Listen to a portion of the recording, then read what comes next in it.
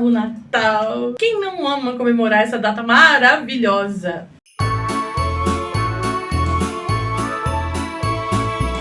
Mas você conhece todos os detalhes dessa história? Se você quiser conhecer, eu peço para você deixar um like bem agora no comecinho desse vídeo, que isso vai me ajudar bastante na divulgação. Se puder compartilhar com alguém também vai ser muito bom, porque essa história é interessante demais. Já deu seu like? Já compartilhou? Então você já sabe o que fazer. Puxa uma cadeira e senta aí que eu vou te contar tudinho.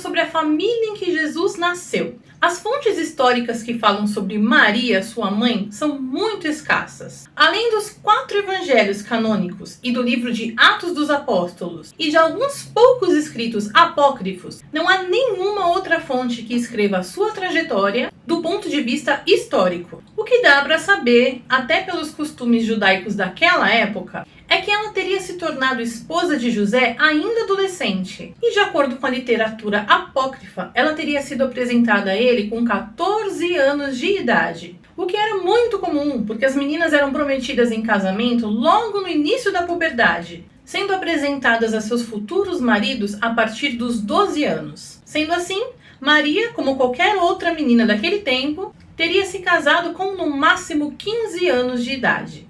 De acordo com historiadores, a ideia de namorar não existia. As meninas viviam junto da família em todo o tempo e, portanto, só iriam conhecer seus maridos muitas vezes na cerimônia do casamento, pois o matrimônio era uma simples relação de acordo entre as famílias. Sobre José, sabemos que ele era de Belém, mas vivia em Nazaré, que era um simples vilarejo de camponeses com não mais do que 25 ou 30 casas e com cerca de 150 habitantes naquela época. De acordo com os evangelhos, ele era um homem bom e justo.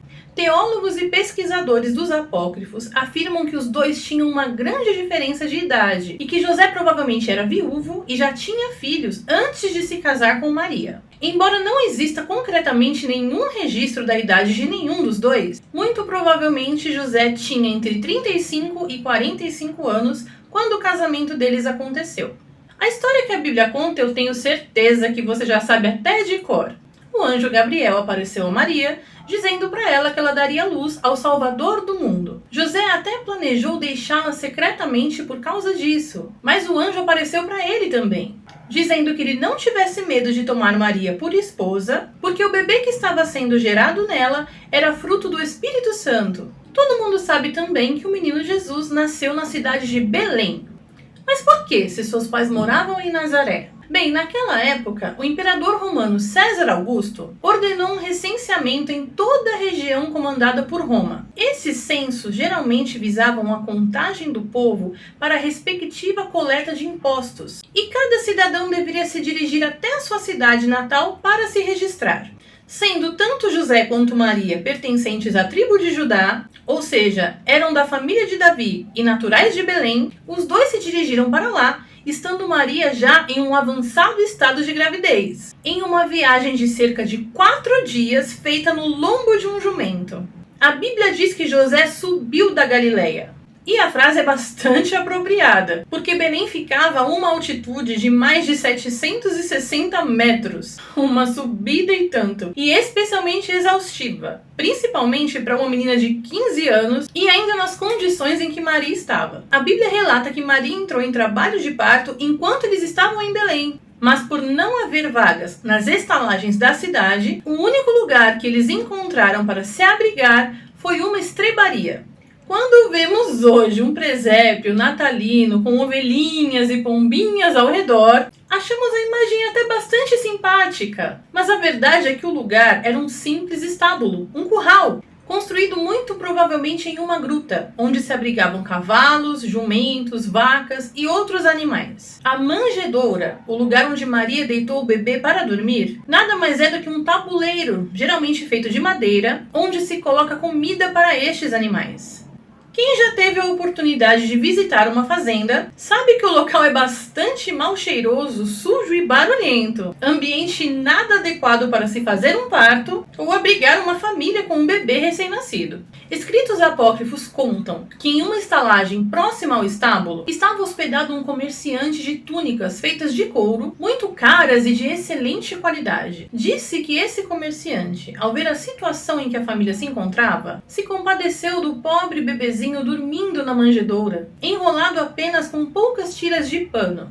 Isso teria feito com que ele cedesse uma de suas túnicas para que Maria pudesse envolver o bebê, e assim ele dormiria protegido do frio da noite. No dia seguinte, José teria ido até a estalagem para devolver-lhe a túnica, mas foi informado de que o homem partira pela manhã bem cedo e não foi mais visto por aquela região. Essa túnica teria sido a única peça de valor que Jesus possuía e teria o acompanhado durante toda a sua vida. Uma curiosidade sobre isso é que esse teria sido o motivo pelo qual os soldados dividiram as vestes de Jesus durante a crucificação e fizeram um sorteio para decidir quem ficariam com os pedaços, porque era realmente de um material muito valioso para aquela época. Sobre a verdadeira data do nascimento de Jesus, não há como saber com certeza, pois ela não é citada nos evangelhos canônicos e nem nos apócrifos. Porém, é quase impossível que Jesus tenha nascido no mês de dezembro, pois é um mês bastante frio naquela região. E seria muito improvável que a família se arriscasse numa viagem que já seria difícil e ainda enfrentando mau tempo. Outra evidência de que Jesus nasceu em uma época mais quente é que a Bíblia menciona que os pastores que o visitaram no estábulo estavam no campo naquela noite tomando conta de seus rebanhos, o que obviamente não teria acontecido nos meses de dezembro, janeiro ou fevereiro. Meses em que se faz muito frio, então as ovelhas certamente estariam recolhidas no aprisco. Outra evidência histórica é que o sacerdote Zacarias, pai de João Batista, cumpria o seu rito sacerdotal no mês de julho, no turno de Abias, quando foi avisado por um anjo de que sua esposa Isabel ficaria grávida. Isso significa que João Batista teria nascido entre os meses de março e abril. E sendo ele 6 meses mais velho do que seu primo Jesus Cristo, podemos então concluir que provavelmente Jesus nasceu entre os meses de setembro e outubro. E por que a igreja cristã resolveu comemorar o Natal no dia 25 de dezembro? Muito provavelmente por uma questão evangelística, para enfraquecer as comemorações pagãs. Durante a expansão do cristianismo dentro dos domínios do Império Romano, as datas de celebração aos seus deuses foram transformadas pelos cristãos. Havia uma festa pagã em comemoração ao Sol Invencível, culto romano que tinha muita associação ao culto a Mitra, que era um deus de origem persa. Essa festa acontecia no dia 25 de dezembro, dia em que se comemorava o nascimento de ambos. Além disso, no solstício de inverno, aproximadamente 21 de dezembro, acontecia a Saturnália, celebração ao deus Saturno. Portanto, sabemos que a data não foi escolhida por acaso. A Bíblia menciona no livro de Lucas que os primeiros a receberem a notícia de que Jesus havia nascido foram alguns pastores que viviam nos campos e que estavam guardando seus rebanhos durante a vigília da noite. Um anjo de Deus desceu até onde eles estavam e a glória do Senhor brilhou ao redor deles.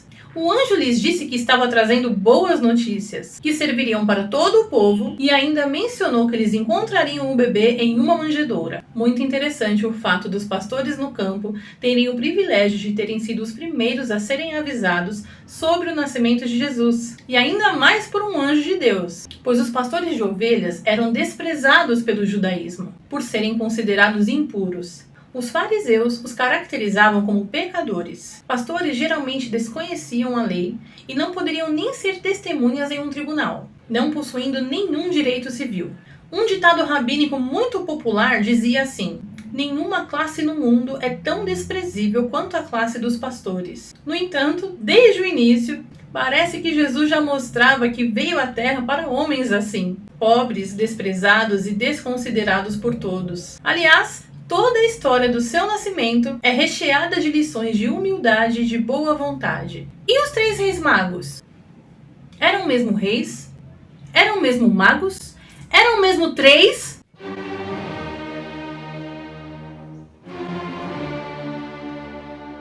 De acordo com documentos antigos, eles eram de origem jafetita, descendentes de Jafé, um dos filhos de Noé.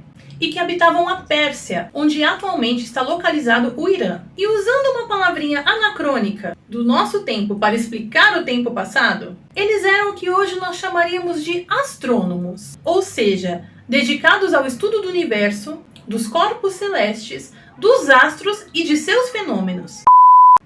Se fosse hoje, muito provavelmente eles trabalhariam na NASA. Mas bora continuar a história. A palavra mago não significava que eles praticavam ou que eles criam em magia. O termo era usado para adjetivar homens sábios e eruditos daquela época, principalmente aqueles que desenvolviam conhecimento sobre os corpos celestes. De acordo com a Bíblia, quando eles identificaram uma nova estrela no céu, foram direto para Jerusalém, lá no palácio de Herodes, pois como a grande maioria das pessoas, eles imaginavam que o Messias prometido ia nascer do meio da realeza. Herodes então mandou chamar os escribas, que informaram aos persas onde haveria de nascer o Messias, e só então eles se dirigiram até Belém. Obviamente, isso tudo deixou Herodes muito preocupado, pois se o Messias realmente tivesse nascido, ele pensava que os judeus certamente iriam se unir e acabar com o seu reinado. Mas ele, muito do fingido por sinal, mentiu aos persas, pedindo a eles que fossem adorar ao Messias, voltassem e dissessem para ele onde o menino estava, para que ele fosse adorá-lo também. Sei. Mateus diz que, avisados em sonho sobre a mentira de Herodes, após a visita ao bebê, os magos voltaram por um outro caminho, para fugir de sua fúria e para não ter que dizer a ele que eles haviam realmente encontrado o menino. Infelizmente, mesmo assim, Herodes ordenou que fossem mortos todos os bebês meninos de 2 anos para baixo em Belém e seus arredores. Um acontecimento realmente muito triste. Diferente do que todos nós imaginamos ou do que nós vemos nos presépios de Natal, os reis magos não foram ao estábulo onde Jesus nasceu. Quando eles chegaram a Belém, José e Maria já estavam instalados em uma residência. Há um documento apócrifo nos arquivos do Vaticano, chamado Revelação dos Magos, que foi escrito em sírio antigo, muito provavelmente pelos filhos desses homens. De acordo com esse documento, o número de magos não teria sido 3, e sim 12 ou mais. Mas geralmente citam-se 3, porque os presentes trazidos por Baltazar, Gaspar e Melchior teriam sido os mais significativos. O ouro indicava a realeza de Jesus, pois este material simbolizava riqueza e nobreza. Incenso simbolizava a divindade de Jesus. Na época, o incenso só era oferecido a Deus ou aos deuses nos rituais de adoração. E a mirra profetizava a paixão de Cristo, mostrava que ele iria sofrer e que seu sofrimento iria curar as feridas dos homens, já que a mirra era usada justamente para fins medicinais. A mirra posteriormente também foi usada para embalsamar o corpo de Jesus Cristo após a sua crucificação, de acordo com o Evangelho de João. E por causa desse episódio em que Jesus foi presenteado pelos magos, que se iniciou a tradição da troca de presentes no dia de Natal. Os escritos sagrados não mencionam em nenhum momento que eles eram reis, e isso realmente é bastante improvável, porque sendo eles monarcas, jamais viajariam por um tempo tão longo sem a companhia de servos e nem de soldados. Então, respondendo às nossas 3 perguntas, não, eles não eram 3, eles não eram reis e eles também não eram magos. Mas quantos eram? E o fato de serem reis ou não são apenas detalhes. E não há problemas em representá-los assim, porque isso não modifica a história e nem a sua mensagem. O mais importante é que Jesus foi reconhecido como o Cristo por povos de vários lugares diferentes. Ele veio para a salvação do mundo inteiro, não somente dos judeus. E foi exatamente isso que o evangelista Mateus quis retratar ao citar esses homens em seu evangelho. Sobre isso, São Tomás de Aquino disse algo muito interessante. Os magos foram as primícias dos gentios que acreditaram em Cristo, e nele se manifestou como um presságio a fé e a devoção dos povos que vieram a Cristo das mais remotas regiões. Bem, como esse vídeo está indo ao ar na semana do Natal, eu quero encerrar desejando a todos vocês um Natal maravilhoso, cheio das bênçãos de Deus e, é claro, com a presença de Jesus Cristo na festa e na vida de todos nós. Ele é o motivo da comemoração. Um grande beijo. Tchau!